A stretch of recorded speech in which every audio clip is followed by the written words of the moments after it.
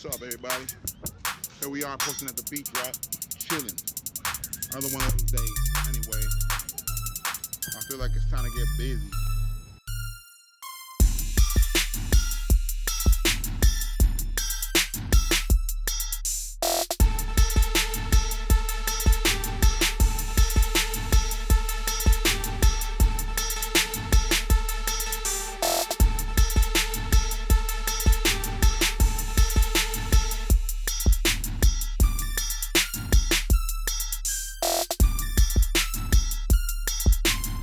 I'm gonna stamp it on first.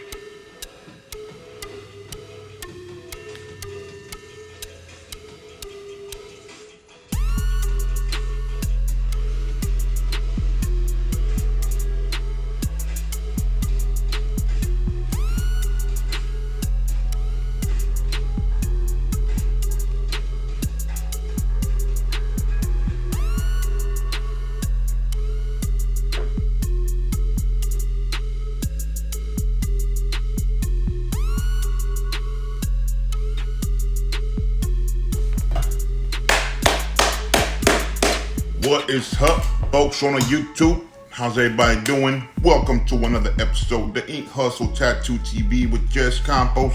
That's me. Anyway, today we're doing a whole chest piece, man.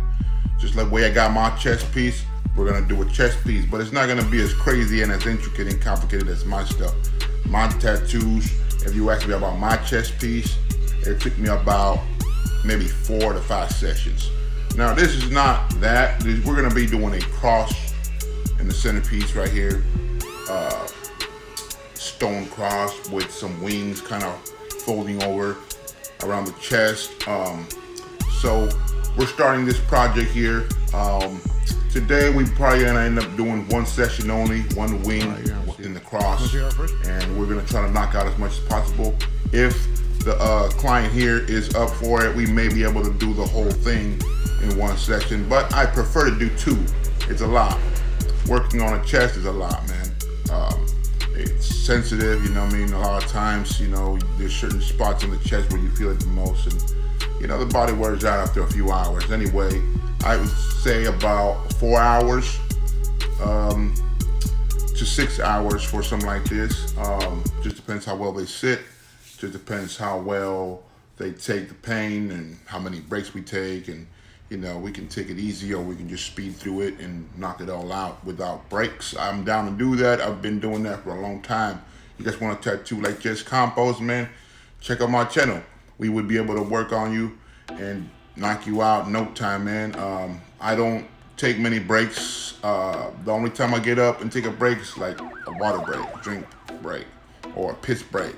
You know what I mean? Other than that, we keep on working on y'all, man. We stay tattooing you guys all day long here. But I see that there's a pattern, man. Most people that I've ever tattooed, or the average person tolerance for pain is between 3 and 4 hours. And after 4 hours, you know, you can see that they're starting to push it, you know what I mean? They want to go past that level. And for some people, they're able to, once you pass that level, you know what I mean, that threshold, you're able to sit a little bit longer, you know what I mean? It's like you get a kick again, you know what I mean? You get a second kick, a second wind, and you're able to sit for 6 or even 8 hours.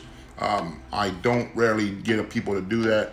Honestly, in my case, I do most of my sessions by, you know what I mean, between 3 and 4 hours, you know what I mean? I keep my sessions pretty short because a lot of times, even if the client's willing to sit longer, you know what I mean, I got a piece, and after my 4 hours of work, or even 5, I get a little bit of boredom of the design I'm working on. And if I'm firing off ideas and ways to work on this and to tackle this design, you know what I mean, I start to get the boredom of it, you know what I mean?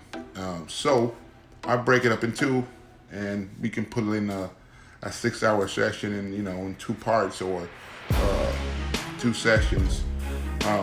But in this case, you know what I mean, we did the cross, and I knew that we might be able to do another session on it based on chest is sensitive, man, especially when you're young, man. When I got my first tattoo, I was like 15 years old, my chest, and my skin was pretty tender. My legs were shaking, man. My legs were shaking bad. And to be honest, man, I didn't like the tattoo after I had it for a year. I realized, man, I wanted to get a tattoo while I was young. I wanted to get blasted. And this is in the days where not too many people were getting tattoos, where it wasn't popular, when the tattoos were still looked upon and frowned upon. You know what I mean? So those are the times when I wanted tattoos, when I wanted to get super tattooed and blasted. You know, I even considered going to prison so I can get fully blasted prison tattoos, find a prison artist or something, you know what I mean? Just dumb ideas. As you can see, my head right here, I think we pulled in about 6 hours the first session, mostly only outline. Second session was shading, and second session was shading, and show you the back of my head. That was just the design. This is my newest one back here, but you know what I mean? That's how it is. Look, check it out. Aztec artwork. It's been quite a process. Still trying to work more on it. Still trying to make it darker. Still trying to add more detail. Refine the outline. It's getting old. For some reason in the head, you know what I mean? It seems like the oils of your head kind of wash away the crispiness of it. It starts to look a little bit blurry. But if you look closely, you might be able to see something there. But for this work, it's all Aztec part of the calendar. You know what I mean?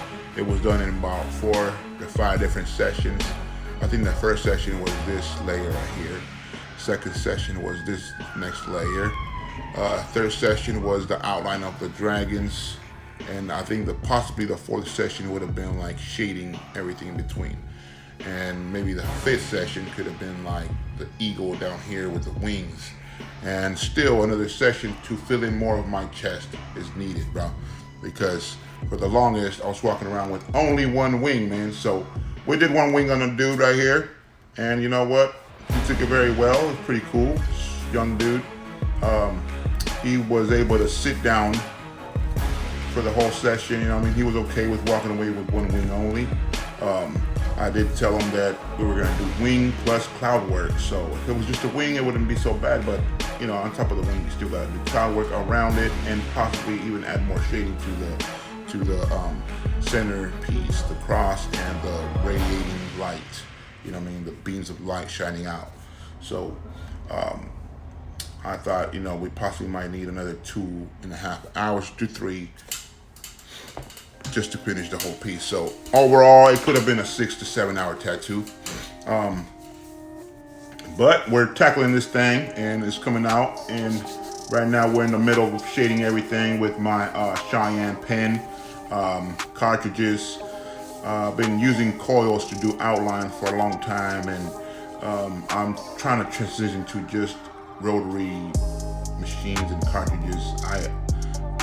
I've been old school for some reason. I just can't seem to get a good feel on the lining of the actual, the rotary cartridges, they seem weak.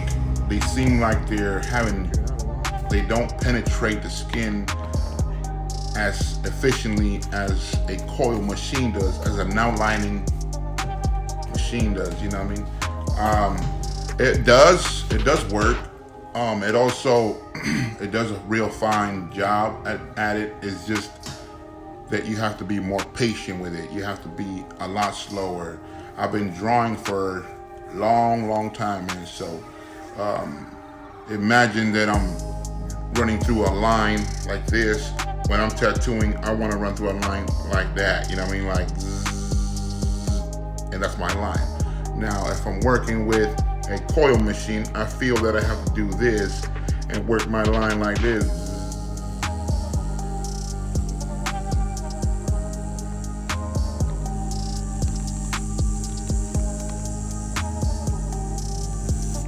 And still, I'm gonna have to go back and touch it one more time.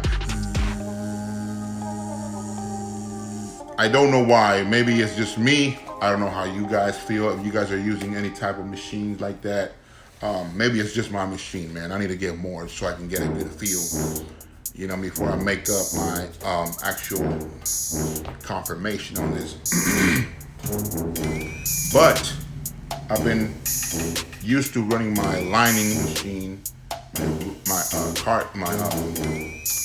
my coil machine for lining for the longest, and I've loved using my rotary for shading and stickle shading and detail shading and all that other stuff. But for mainly on line work, I line my shit like this.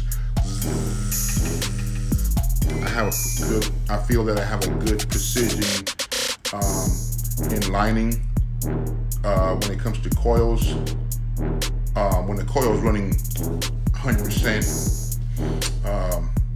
that's when I feel the best. That I'm able to tackle something like this in less time and with less effort. I also think that the rotaries, the pins, for me, I don't have that extra weight. I kind of got used to the extra weight of the coils. So to run this machine, with a slower pace and without the weight, and I feel like, I don't know, man, I just feel like it just need that extra weight so that I don't have to use my own pressure, you know what I mean? With the coils, man, you let the coil, the heaviness of the coil, you let that sit on your wrist. You don't have to push or put any effort into the line work. You just let that fucking thing sit and you run it through, man. But when it comes to this, with the rotary, man, you just feel that you gotta put in extra work, you know what I mean? And it slows me down, and I like to work at a decent pace, not fast. I don't want to make no fast lines, you know what I mean? At a pace that my machine can keep up. I want my machine to keep up with my pace, you know what I mean? I feel that I'm well precisioned in lining, so why not have a machine that works with you the same way, you know what I mean? The machine should be able to keep up with you. And you shouldn't have to slow back for your machine work to put in the work, you know what I mean? But I guess these coils or these rotaries are kind of doing that for me now. I might have to experience with different machines. We're gonna tackle that soon enough. So anyway, thank you guys for watching. Check it out. I'm done with the piece, and now we're wiping it off and cleaning it up. And check it out, man. My man is happy. He's loving it. Bam, here we go. It's over with, man. We just executed a beautiful wing cross design on the chest. And who knows, we might come back and add more stuff to it. So, thank you for staying tuned with my channel, The Ink Hustle Tattoo TV with Jess Campos. That's me. Follow me on the Instagram, Ink by Jess_Campos. Thank you guys for watching. Till next time, let me know what you guys are up to, what you guys are doing, and what we can do next. Holla.